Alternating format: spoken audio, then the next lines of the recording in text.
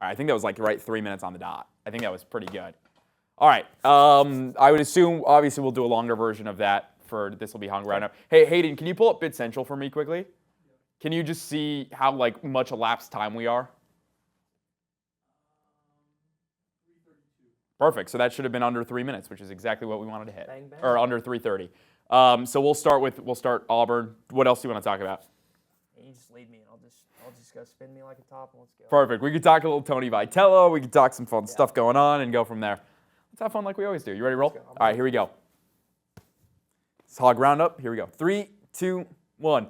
Happy Friday, everyone. Welcome back into another edition of Hog Roundup. That's Tye Richardson. I'm Evan Kamiko. Tye, we've had a lot of fun the last couple of weeks. We've been on the road 2 weeks ago doing this a little in the air style out in Neyland Stadium, but we're finally back in studio. It's dry here, not wet outside like it's going to be all weekend. It's got an interesting matchup this weekend, right? 2 winless teams in the SEC, Arkansas and Auburn. Let's start with your thoughts on the Hogs. Let's wrap that Texas A&M game because, again, it had the same formula as the Tennessee game where Hogs kept it close in the first half. Tennessee went on the run in the third quarter. It's kind of the same with Texas A&M, but Arkansas able to come back in the fourth, make it a tight game than what it maybe should have been or could have been. What are your thoughts on A&M and how Arkansas was able to stick together for a second week in a row? No turnovers. Arkansas scored more on A&M than they had previously allowed the other 3 SEC opponents. Taylon Green had one of the best games of his career. They scored 42 points, and they still lost. That just goes to show you where this defense is right now. And really back to the tail, what an atmosphere in Knoxville that we got to experience despite Arkansas losing. Offensively, I had wondered, what can Taylon Green do against the premier top 25 opponents in the league? Didn't have a passing touchdown against a single-ranked opponent in the SEC last year. He ripped up Ole Miss. He ripped up A&M. I know he had the turnovers against Tennessee, but for the most part, he played good enough for them to win. Been very impressed with Taylon Green, who leads the country right now in total offense. He's 1 yard shy of 2,500 yards. Offensively, it's kind of the same old story. Defensively, unfortunately, it's the same thing. So let's look at the defense, right? Again, they didn't force a turnover. They haven't forced a turnover since that game in Memphis, what feels like an eon ago, when this Arkansas team was like, okay, maybe things aren't going to fall. The sky isn't falling just yet, but here we are, and everything has happened, and everything happens for a reason. But now you look at this Arkansas defense, it seems like maybe they're getting on track, but then you look at the numbers and they tell you otherwise. They tell you that, hey, it actually got worse from Tennessee to Texas A&M, even though, obviously Texas A&M is a better team than Tennessee. When you look at the defense, what has to be the step up? No Cam Ball this week. Danny Saili is questionable, and kind of the same with David Oki. So your defensive line, again, it just feels like there's so much you've got to put in there that they got to get out from that team. Yeah, you're going to see some more snaps for true freshmen like Kevin Otis. Bobby Petrino talked about him on Monday, and some other players with not having Cam Ball and Oki, and looks like Saheeli's going to play. They're just thin. They're so thin. And that was the whole thing heading into this upcoming season. It's like you can't be that way in the SEC, and it's bearing out. We didn't really see Keyshawn Blastock. I mean, you moved him over, and he's not playing, so I don't know what the I guess he's not giving them enough of practice for them to be confident enough to put him in the game. So it starts there. Listen, you look at the linebackers. Xavier Torrey hasn't played as good as he was last year. Steven Dix, that tandem you thought was going to be, this might be one of the more underrated tandems in the SEC.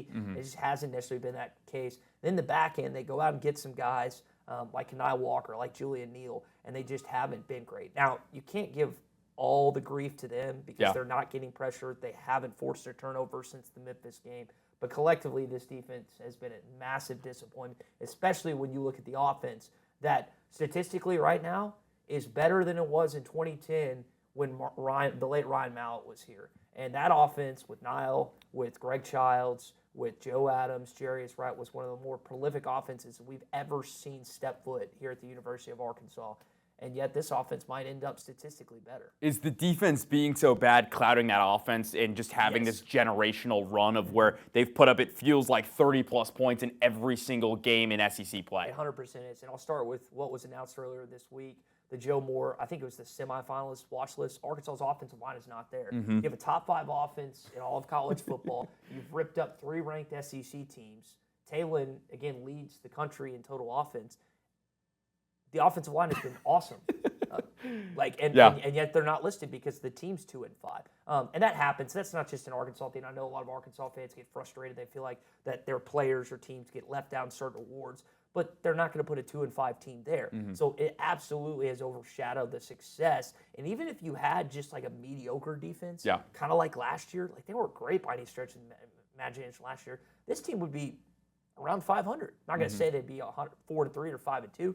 They'd at least be 3-4. And so it's I think it's for Arkansas fans to see how bad they've been offensively. As good as they hit on players in the portal like Rohan Jones and Mike Washington, Omega Blake, on the flip side, it doesn't look like you hit on that many on the defensive side. And that's what's really interesting about this team, because if this defense was, if you gave up maybe, let's say, 7 to 8 less points a game, right, on the defensive side, you would be looking at, okay, you'd pick up the win against Memphis. You probably pick up the win against Ole Miss. And instead of being, where we are right now, what are they, 2-5? Everything's trending downhill. Sam Pittman's gone. This might be a whole different conversation. Sam Pittman's still the head coach. Arkansas's probably ranked. Like, let's be honest. If their defense was 7 to 8 points better than what they've been doing, they're probably a top 25 team right now because of how good this offense has been. Yeah, and you think about the losses that they've suffered. It's a combined 13 points outside the Notre Dame game. 6-point loss to Ole Miss, 1-point loss to Memphis, 3-point loss to Tennessee, 3-point loss to A&M.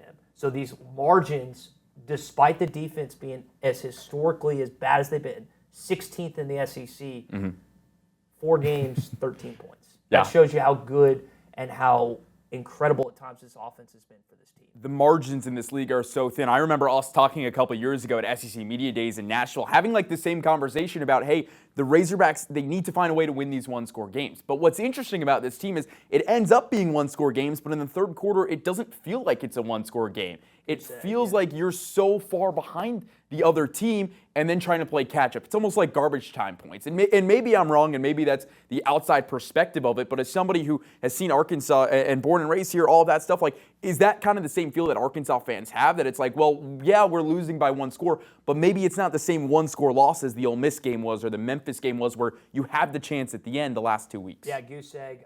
They scored, I think, in the A&M game. 7 points, yeah. But they didn't in the Tennessee, and they didn't in the Memphis and the Ole Miss. Since 2012, Arkansas, I don't have the exact percentage off the top of my head, but they have an abysmal 1-score loss. So it wasn't just all on Sam Pittman. Petrino's now lost 2 straight 1-score games. It's been a combination of John L. Smith, Brett Bielema, Chad Morris, Sam Pittman, and unfortunately now Bobby Petrino is 0-2. And you can't really give him much flack for that, considering it was a top 15 on-the-road opponent in Tennessee, and they still battled. They're down by 17 in the third, And then the Texas A&M game, who's the most complete team Arkansas's played. You only lost by 3. Marcel Reed looked fantastic last week, and I hate saying that about Nagy, even though I actually worked with his dad at one point in Nashville. So it has been a culmination of games since 2012, and Arkansas fans continuously feel like they're in Groundhog Day, and they find new ways to lose. Unfortunately, it's like the baseball team in either Omaha, most of the time Omaha. I wouldn't say so much in the postseason for the most part, but like when you get to Omaha, it's like we invent new ways to lose. Is how Arkansas fans sometimes view the baseball team and unfortunately the football team. As a Chicago Bears fan, I feel that all too well with the last year of Matt Eberflus and watching us. Literally, field goal gets blocked against Green Bay. That's how you lose. Time runs out. Matt Eberflus gets fired Thanksgiving Day. Like, I'll never forget where I was. And it was like the Bears are the same way, where it's like there's just different ways that this team learns how to lose. And it's so undescribable until you bring in the right person and until they can change the culture. Well, I'm hoping Ben Johnson's the guy, but we're not here to talk about the Chicago Bears. We're talking about the Razorbacks. Let's look forward to this Auburn game, because it's really interesting that Auburn's kind of the mirror opposite of Arkansas. Offense, 96 total offense in the country. Defense, top 25. I believe they're 24th.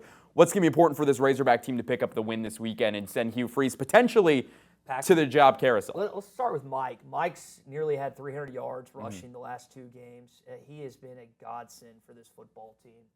I think about just watching some of these zone reads and some of the different outside things that they've done with him. He's broken tackles. They have Jaquinda Jackson to a certain extent. And I love Jaquinda, but he fumbled the football too much. Mike has, again, put the Memphis game aside, that hasn't been an issue. That combination of him and Taylor is in sync. There hasn't been like a botched exchange or anything like that. Knock on, I guess this is wood. Someone knock on wood. There's like wood down here. Yeah, there's wood down here. But starting with him, and he's so complimentary of his offensive line. Right. Who are we talking about? That should be a Joe Moore Award candidate. They've just been really good for him this season, and so I think just running the football, it's the most elementary, like it's not a take that it needs any insight or any intelligence whatsoever. But I just get that churning. That opened up the passing game last week and the week before against Tennessee. If you do that, Arkansas, despite Auburn having a lot of good statistics in favor of that defense, offense over defense in 2025 in college football. And sometimes I go back to a great baseball saying, keep it simple, stupid. My hitting coach used to say it to me, and that's sometimes how you have to win these football games. Don't turn the ball over. Turning the ball over, stupid mistakes. And run the ball very well, which this Arkansas team does, and build off of the pass game, or build the pass game off the running game, which Bobby's done a fantastic job the last couple of weeks. Looking ahead, kind of, right, for the next couple of weeks, it's a really important stretch coming up. You've got another home game. Let's talk about the crowd, right? Like, how important was that last week that the crowd was there? And hopefully they can come back and, despite the bad weather outside, and be that again and give this Arkansas team some hope and some, cheers when they need it. Well, Bobby Petrino was one of the things he was very, he didn't smile much during last week's press conference, but that kind of brought a smile to his face. The players, the same way. They know how difficult it's been in that locker room. And for fans who sat through a 2-hour delay, it kind of rained at the end. I mean, there were just a lot of things going on during the course of last week. And for that to be your first SEC game, and now for it to be the first back-to-back stretch you played at home all season, to have rain both weekends, classic Fayetteville, by the way, classic Northwest Arkansas. But at the same time, it's like you got to give fans credit. And that's not like discounting anyone that decided to stay at home or anyone that doesn't attend the games.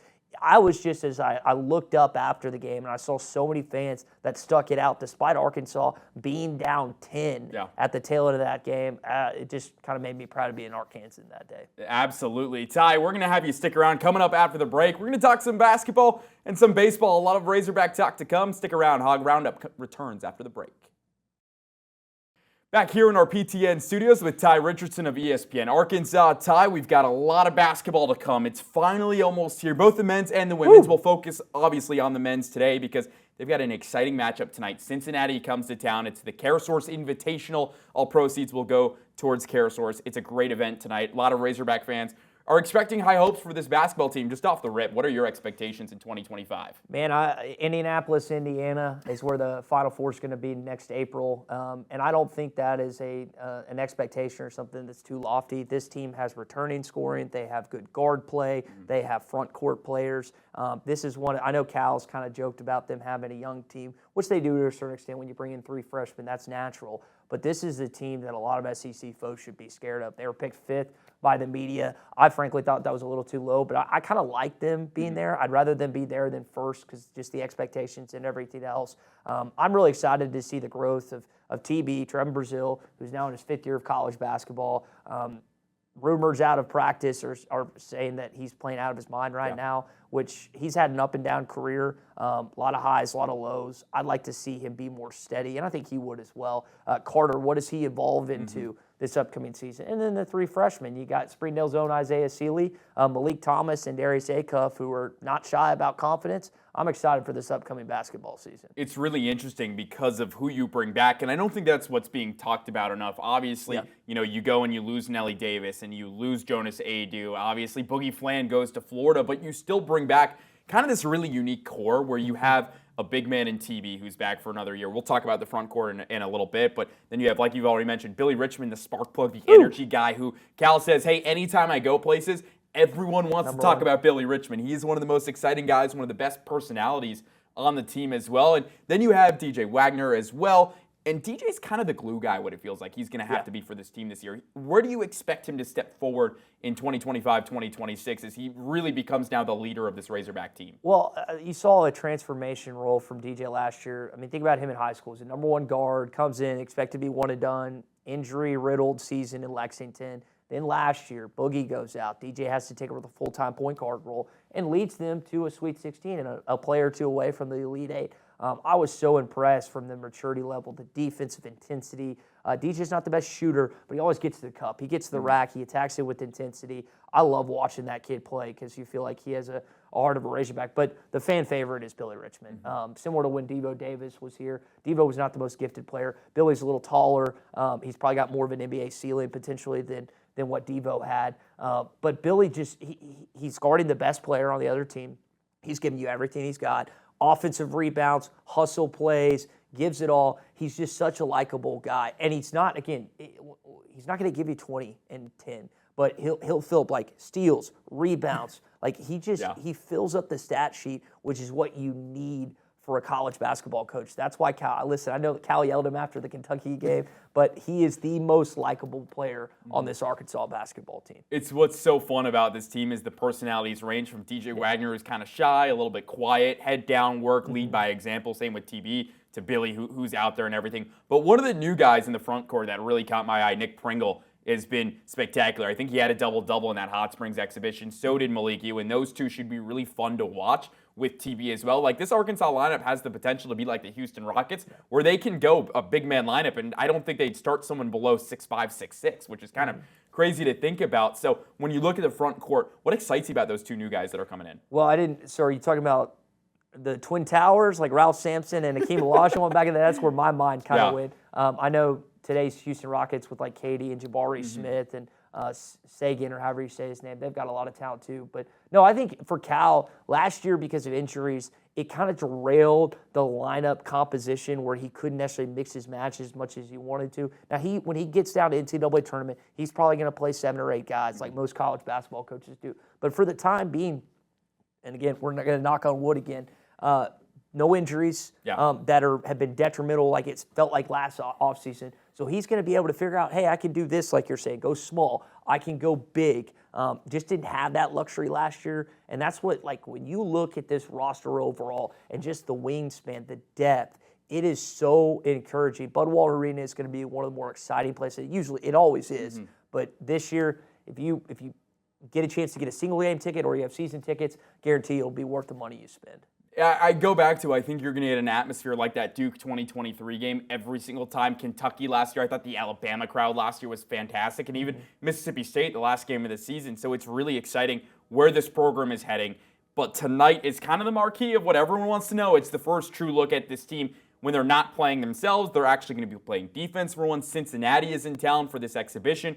What are your thoughts on the Bearcats and kind of this matchup between the Hogs and Cincy? Well, I'll go back to what happened last year when the Kansas Jayhawks came to town and Boogie Flan abused those guards for Kansas. And I'm blanking on the kid that was in college basketball for a decade that was really, really good for the Number Jayhawks. one, right? Jawan, I think it's Jawan Carr. I can't think of his name. But Boogie Flan like obliterated him and others the entire game. And you're like, okay, this is a true freshman. He's going up against the reigning Big 12 Player of the Year, Defensive Player of the Year, and he's just ripping them up in his first game. I don't know if you'll necessarily have an individual effort like you did from Boogie this last season, but I think the game's on radio with us. It's on the SEC Network Plus. You obviously can attend, even if you're on a season ticket holder. It's not a part of the season ticket package. So Razorback fans, the coaching search is the number one topic right now amongst Razorback fans, but basketball, people are excited, and they should be. And I think there's going to be a lot of eyeballs on this game tonight. I think it's a very close second of this basketball team and the coaching search. For you as a Razorback fan growing up in this, like, are you ready for basketball season? Because I think a lot of people out there are ready for this 100%. We it's weird spending time on a radio show in October talking basketball, but how can you not? How can you not talk about another year of an incredible SEC basketball ahead? I don't know if we'll get 14 SEC teams in the tournament, but it's going to be loaded once again. I mean, you had hirings and firings in the offseason. You've got a Hall of Fame coach that leads your basketball program. It's not just Razorback basketball fans that are excited. SEC basketball has taken such a substantial jump here in the last 4 or 5 years than what it used to be. It is incredible, the efforts of the SEC and what they've invested in basketball. Last thing before we wrap up for the day, obviously the ceiling is the national championship, right? But what's the realistic expectation for this team? Is it the Final Four? Should we expect them to get to Indy, or would you be happy with Elite Eight? Because I think the floor, in my eyes, for this team has to be better than a year ago. They have to get to an Elite Eight. Otherwise, the conversation around this guy behind us is going to start ramping up again, even though it feels like Cal just started here in Arkansas. Yeah, so you get to the second weekend last year. You shouldn't have lost to Texas Tech. We all know that. But this team is going to be better than they were last year in the regular season. Their non-conference schedule is brutal. So they're going to be battle-tested by the time they get to conference play. mentioning Indy off the top was maybe a little premature on my part, but I don't think that's, again, I don't think that's too crazy to think that this team could be there. Right. Maybe last year, it probably was last year. You've got think about the setup, and again, we're looking way ahead to March, but you've got close first and second round sites in St. Louis and Oklahoma City. So if Arkansas has a really quality team and they're seated high, then they're going to end up 3 hours from Fayetteville, or about 4.5. You think, or 5.5, whatever it is to St. Louis. Then on top of that, you've got regional sites for Sweet 16 Elite Eights in Houston, Texas, and Chicago. Two prominent Razorback areas, two places where a lot of alums are that don't live inside the state. And both places where the Razorbacks are going to be this year. Yes, and so I think there's, again, you set yourself up early for the opportunity to play home NCAA tournament games. And with the sites being as close as they are to Fayetteville, there was no close sites last year. Where do we go? Providence? San Francisco. And San Francisco. Not that wasn't fun. Talk about two sides of the continent. Two sides of the continent. I took, I think, 4 flights to Providence, but it was a lot of fun. And I tend to think that the postseason roller coaster that Arkansas fans are going to go on is going to be enjoyable like it was last year. But again, that's a long-winded way of saying I think second weekend, kind of that Sweet 16 Elite Eight. I don't think it's if you don't make it to the Final Four, you can't say it's a disappointment, but sure would be fun, Ev. Absolutely. Tye, as always, thanks for coming in. That's going to do it for Hog Roundup this week. We'll see you back here next week.